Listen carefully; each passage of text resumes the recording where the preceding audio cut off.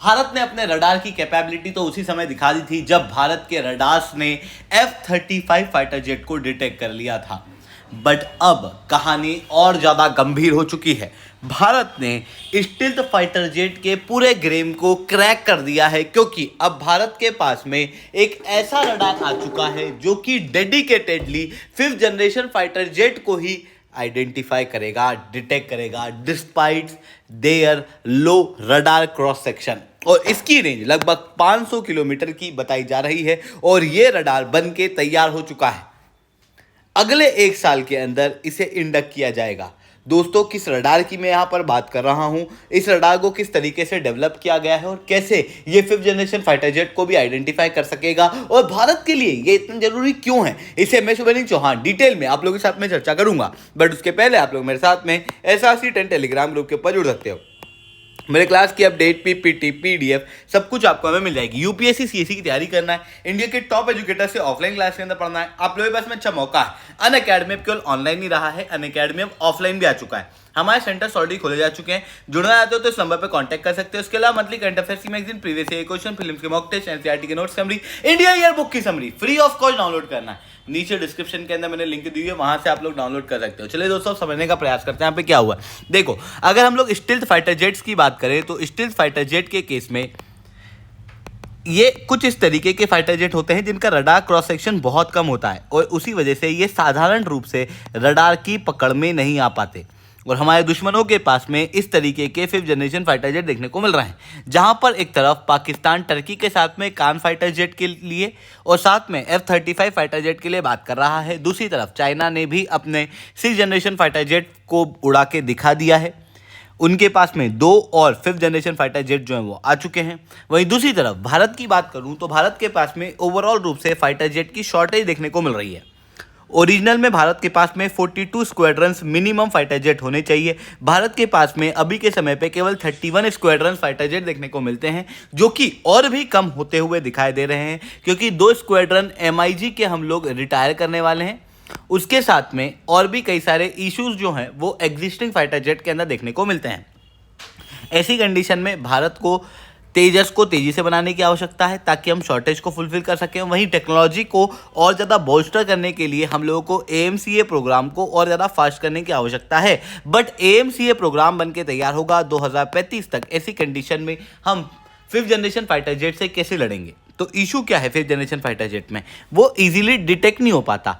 पर हम एक ऐसा रडार बना दे तो जिसके जरिए हम उस 5th जनरेशन फाइटर जेट को डिटेक्ट कर लें, जैसा कि हम लोगों ने केरला के अंदर किया था।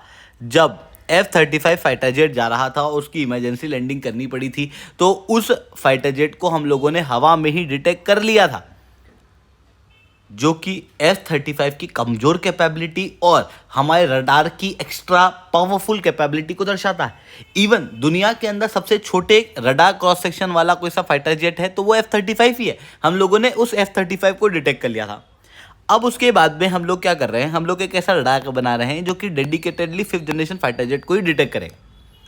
और ये रडार है very high frequency radar, 500 kilometre की इसकी रेंज है। सूर्य रडार इसे कहा जाता है, जो कि DRDO और BEL के द्वारा बनाया गया है। और इसकी रेंज शुरुआत में 400 किलोमीटर की थी, जिसको अपग्रेड करके लगभग 500 किलोमीटर की रेंज जो है वो देखने को मिल रही है। ये आप देख सकते हो, ये ट्रक के ऊपर लगा हुआ है, जिसकी वजह से ये हाईली मोबाइल है और -20 से 55 डिग्री टेम्परेचर के ऊपर इसे डिप्लॉय किया जा सकता है, यानी कि ये ऑल वेदर डिटेक्शन कर सकता है।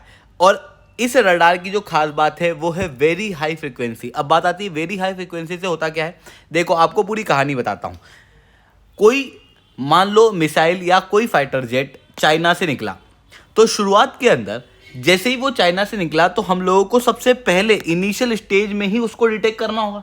उसके लिए जो रडार यूज होता है वो होता है अर्ली वार्निंग रडार।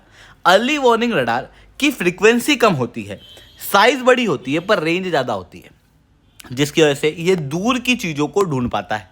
फिर उसके बाद में मान लो ये मिसाइल उड़ी और उड़ के भारत की तरफ आ रही है, तो रास्ते में जो रडार काम करेगा वो होगा ट्रैकिंग रडार। ट्रैकिंग रडार लगातार देखता रहेगा कि ये मिसाइल और फाइटर जेट जा कहाँ रहा है, इंडिया के अंदर किस लोकेशन पे आ रहा है।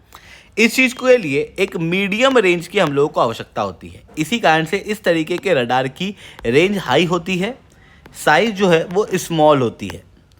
और ये रास्ते के अंदर जो मिसाइल और फाइटर जेट होते हैं उनको डिटेक्ट करती है। फिर उसके बाद में आते हैं very high frequency radars. Very high frequency radar सबसे छोटी साइज़ के होते हैं और ये डिटेक्ट करते हैं ऐसी चीज़ों को जो बहुत क्लोजेस्ट है, जो बहुत छोटी है या फिर स्टिल्थ कैपेसिटी वाली है। और इन रडार का जनरली प्रयोग किया जाता है इंगेज करने में। जितनी ज़्यादा फ्रीक्वेंसी होगी उतनी ही बेहतर रूप से दुश्मन को डिटेक्ट किया जा पाएगा। और इसीलिए हम लोगों ने वेरी हाई फ्रीक्वेंसी रडार के जरिए ऐसी कैपेसिटी हासिल कर ली है कि अब हम 5th जनरेशन फाइटर जेट को भी डिटेक्ट बड़ी आसानी से कर रहे हैं, जिसके जरिए भले आपने 5th जनरेशन फाइटर जेट हमारे दुश्मनों ने बना लिया हो, बट हम उससे लड़ने की क्षमता रखेंगे। अब बात आती है, पर सर युद्ध तो हवा में होगा, तो फिर हमारे फाइटर जेट को उसकी जानकारी कैसे मिलेगी? देखो, ये जो वेरी हाई फ्रीक्वेंसी रडार्स हैं, in very high frequency radar से जो इन्फॉर्मेशन हम लोग गैदर करेंगे, यही गैदर्ड इन्फॉर्मेशन प्रयोग की जाएगी हमारे कमांड एंड कंट्रोल सिस्टम के द्वारा, जैसे आकाश तीर के द्वारा। और फिर उसके बाद इसी जानकारी को दिया जाएगा हमारी एयरफोर्स को, और हमारी एयरफोर्स जो है वो उसके जरिए दुश्मन से लड़ पाएगी। तो इस तरीके की चीज़ें जो है वो यहाँ पर देखने को मिलेगी। इतना ही नहीं, जो अभी नए प्रकार के ड्रोन बनाए जा रहे हैं हाई स्टिल्थ कैपेसिटी वाले, उनको भी डिटेक्ट करने के अंदर ये रडार काफ़ी ज़्यादा सक्षम होगा। तो ये चीज़ें यहाँ पर देखने को मिल रही है। आई होप ये सारी बातें आपको समझ में आई होंगी। लेक्चर अच्छा लगा हो तो लाइक करना, लेक्चर बहुत अच्छा लगा हो नीचे SRC10 कमेंट करना। UPSC CSE की तैयारी करना है, इंडिया के टॉप एजुकेटर से ऑफलाइन क्लासेस के अंदर पढ़ना है, आप लोगों के पास में अच्छा मौका है। अनअकैडमी अब केवल ऑनलाइन ही रहा है, अनअकैडमी अब ऑफलाइन भी आ चुका है। हमारे सेंटर्स ऑलरेडी खोले जा चुके हैं। जुड़ना चाहते हो तो इस नंबर पर कांटेक्ट कर सकते हो। इसके अलावा मंथली करंट अफेयर्स की मैगजीन, प्रीवियस ईयर के क्वेश्चन, प्रीलिम्स के मॉक टेस्ट, NCERT के नोट्स की समरी, इंडिया ईयर बुक की summary free of cost download करना है तो नीचे डिस्क्रिप्शन के अंदर मैंने लिंक दी है, वहाँ से आप लोग डाउनलोड कर सकते हो। ठीक है दोस्तों, आज के लिए इतना ही। That's all from my side. जय हिंद, जय भारत।